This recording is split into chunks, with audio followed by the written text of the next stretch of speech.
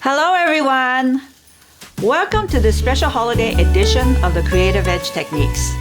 Let me show you the base mechanics that you can use to make a beautiful wreath any time of the year, to capture the season with whatever greens and flowers you may have growing in your garden. For this quick and easy mechanic, you'll need a vinyl Christmas wreath frame, chicken wire, bind wire, and an assortment of greens.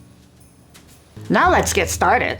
So we want to get started with a half width of chicken wire off the 12-inch roll. And so it's been cut in half and it has the spurs from the cut. So that's what we're using to create a chicken wire roll that is as long as the length of this. So this is how we're starting, and then we're seaming it together, just bringing this together by bringing the spurs and wrap it around onto the other side of the width. So I'm just going and doing this, where I'm taking those spurs and wrapping around so that it connects it to make a roll. So I get to a certain point here where this is as far as it goes. This is the length. So now I'm going to look at, put this aside for now, I'm going to look at the actual wreath that I'm going to be installing this on, which is this vinyl wreath, the Christmas wreath. And just remember, I'm using Christmas wreath even when I'm using different other garden flowers in the summer season and spring season, because this really is the backdrop that gives you backup support, that's easy to hang, that's just permanent. So you can use it over and over again. So what I'm gonna do is create this roll into a ring. So the way to do that, to make it curve, is to take your needle nose plier, and what you're going to do is do a slight twist like this, because what that does is it crimps it up so that it starts to actually makes it curve. You'll see it in a moment as I do more of this. You can see how it's starting to curve like this. So, because if you try to just bend it, what happens is that it flattens it at the same time. It doesn't keep the body of the roll. And so this is why you need to do it by crimping it, because crimping makes it curve. This is actually curving a little bit more than it needs to. You can see it's now turning into a bit of a candy cane, and really what we want is more of a ring. So you can just sort of pull that out a little bit. And so now I'm just going to continue. So here we go, we're getting close to the end of it. So you can see that it becomes a ring like this.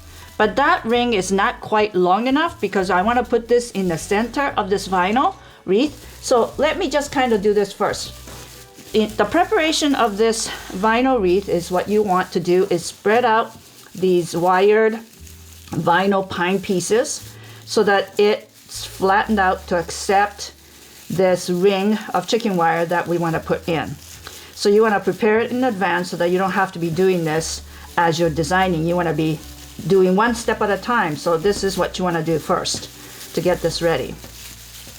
So we're going to do this until you got it done all the way around. Just pull it out, spread it out so that you can see the core of this wreath. That's what you want. So to open it up so that it accepts that chicken wire ring. Yeah, there we go. So what we want to do is make this so it's really short, about maybe arc of about 8 inches or so. So what we want to do is maybe cut out a little bit more than 8 inches, maybe close to 12 inches. Let's do that. So I'm going to cut this into the extension, the size that we want. And I want to start to bind this together as we did the other, just to make that roll. So we're doing the same thing, just using the spur as the binding element. And so we're just sort of bringing this together so that we can continue that roll. So after I get to about there, maybe I want to start to attach it into this other roll. So let's just do that first. So I'm just gonna hook it in and just using the spur that's from the previous chicken wire ring to just connect it together. And then I'm going to, like I did before, do a little bit of that crimping so that it gives you the curve that we're looking for again. To continue. Okay, so now that we have the dimension right and it sort of runs through the middle of this vinyl wreath, what I want to do is just take some of these side piece, like the vinyl piece like this, and use that to just attach it by just twisting. So I'm going to take this and this one from the other side and twist like that. Let's see, this one here over to this one so that it straps it down all the way around. So you're basically attaching it so that it is part of this wreath ultimately. That's what we're trying to do. So maybe every 6 inches or so is all you need. You don't want to use up all of these vinyl, these arms, because you'll need it also to attach some of the initial greens that creates the outer, the fresh greens. So that kind of gives us what we're looking for, like right here. So this is all attached completely so that we can start working on the greening. So because it's Christmas time and we're doing this especially for the Christmas wreath application, I'm going to be using Christmas greens, but just remember that you can use any kind of greens, whether it's in the spring or it's in its branches like fresh shoots, or that it's in the summer and you want to use combination of boxwood and Elaeagnus, whatever, to be the greenery. You can just choose whatever you like that you happen to have in the garden. But today I'm going to start working with Christmas greens. So I'm going to first go with cedar. So I'm going to actually cut the cedar into just bits like that and have it all ready to go. This one here is broken, cut that off, so that we're going to start with that first. And because this is a fairly small wreath, I'm not going to make great big sweeps I'm going to do it in little sections like this.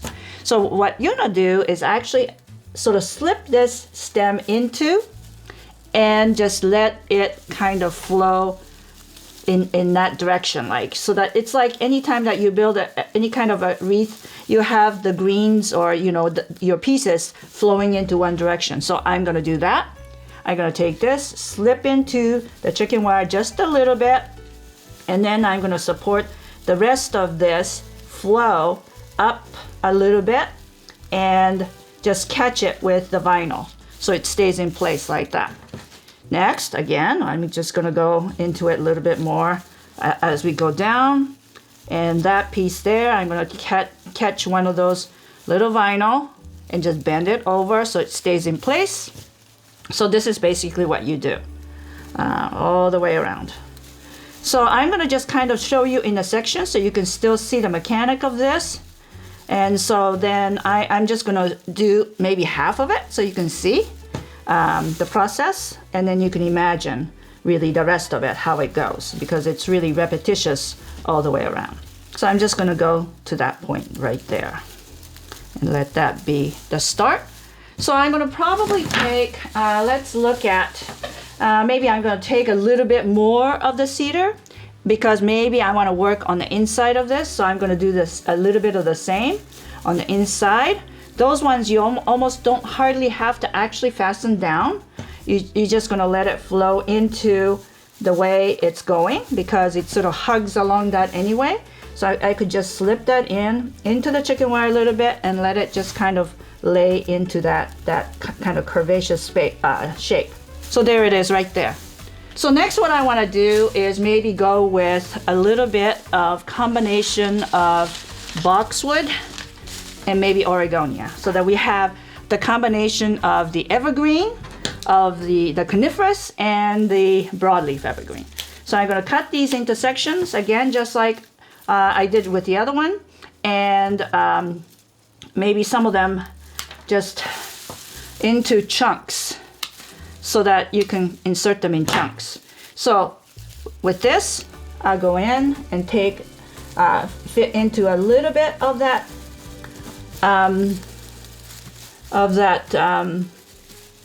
chicken wire, and I will use a little bit of the vinyl to fasten into place. So maybe I'll do a couple of these tucked in. This one is a little bit shorter, so it doesn't need fastening.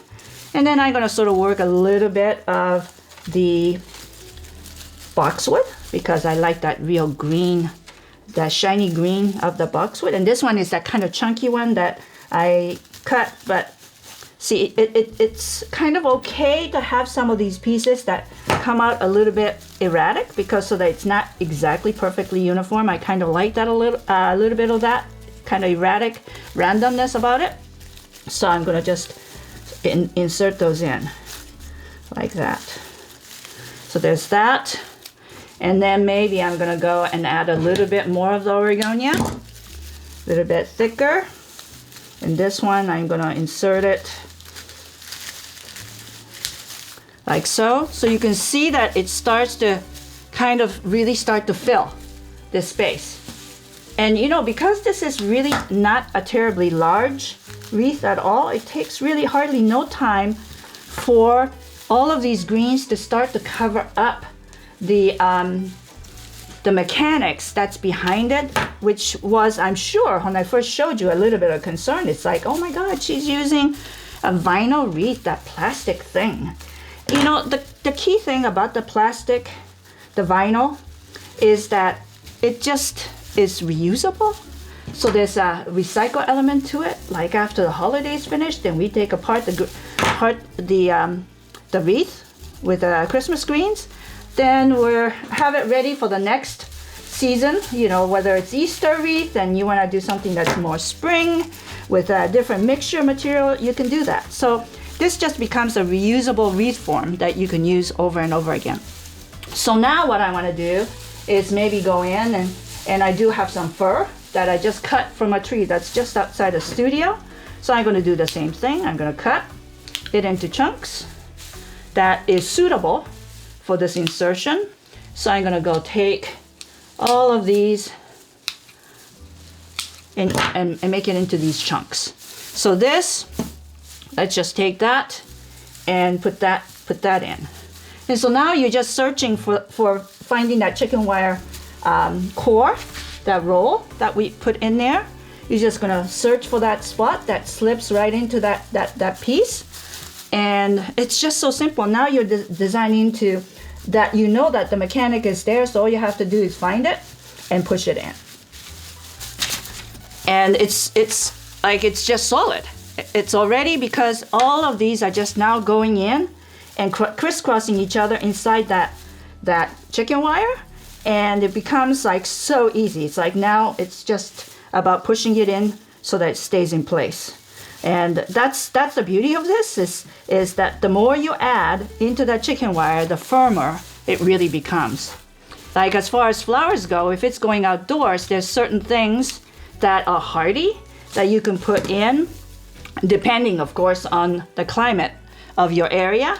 I have had ranunculus and that in a wreath outside for over 2 weeks, and because we haven't had frost, and I think we're about to get frost though, but you know, up until now it's been fine, because outside it's almost like it's a cooler, and even though it doesn't have water because it has that humidity, it's been holding up really, really fine.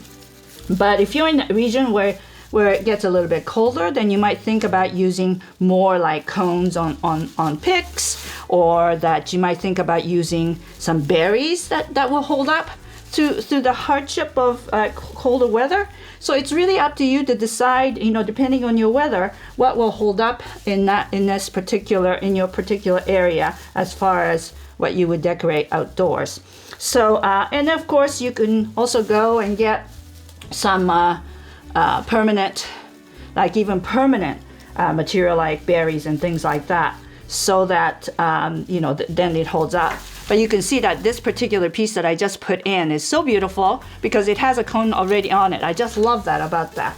So you know, it's just about stuffing, and it's just about as easy as you can get as far as construction goes.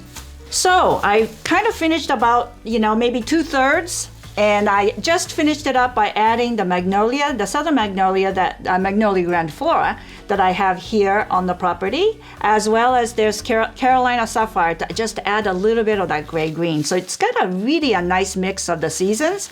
So this is kind of what it looks like. I still have to finish this part, but you can see how this looks. It's really a lush combination of wonderful, great, just selections of what's just right outside the door. Thanks for watching today's tutorial.